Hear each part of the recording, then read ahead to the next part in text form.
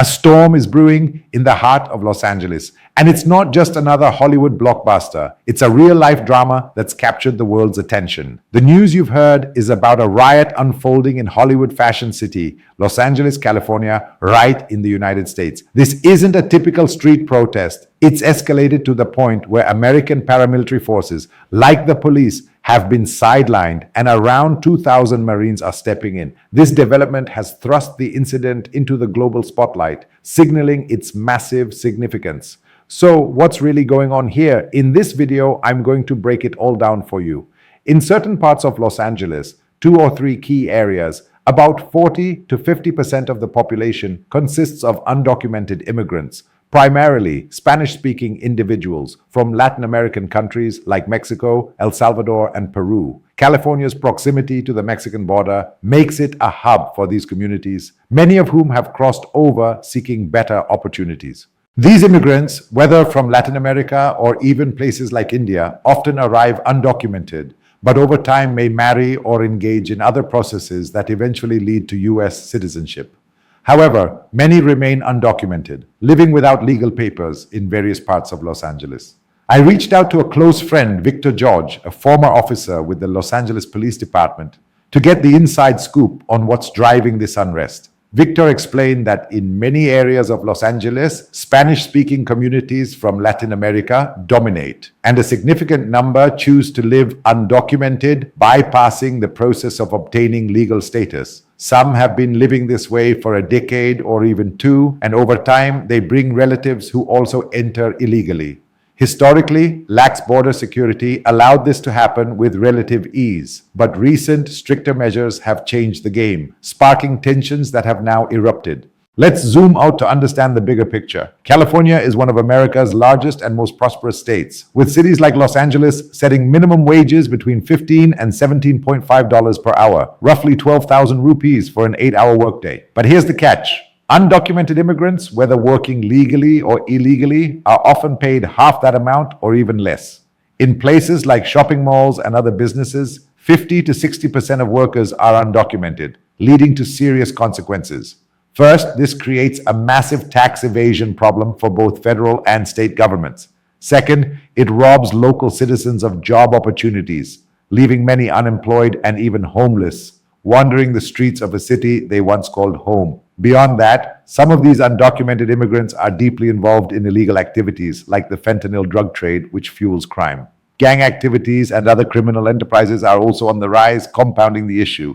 This complex web of problems, tax evasion, job losses for citizens, and rising crime, prompted the Trump administration to launch raids targeting shops, malls, and stores in Los Angeles that employ undocumented workers. The goal? Apprehend and deport them. A similar operation took place in Chicago 2 weeks ago without major backlash. So why is Los Angeles different? To understand, we need to look at California's unique dynamics.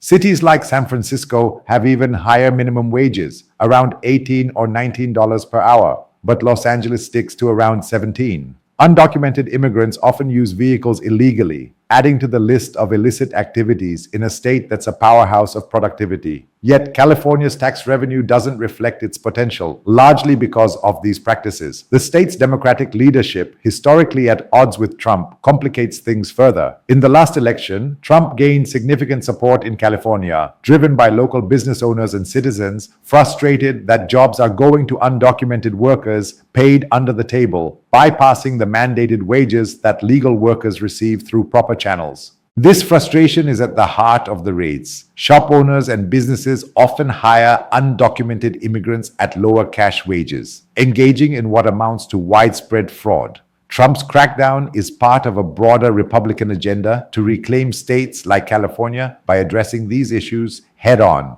Victor, my LAPD friend, told me the protests involve only about 100 or 200 people, with no deaths or serious injuries reported so far. But could Trump amplify this into a bigger issue? Absolutely. His administration is eyeing similar raids in other Democratic strongholds like Illinois and New York, aiming to return jobs to American citizens. This aligns with the Republican Party's platform, backed by figures like Elon Musk, who's involved in Trump's initiatives. There's even talk of a beautiful bill or mega bill to tackle these issues, though it faces opposition within the Republican Party itself from senators and Congress members who see risks in escalating the situation. The Democrats, sensing an opportunity, might inflate this issue for political gain, as the Republicans suggest.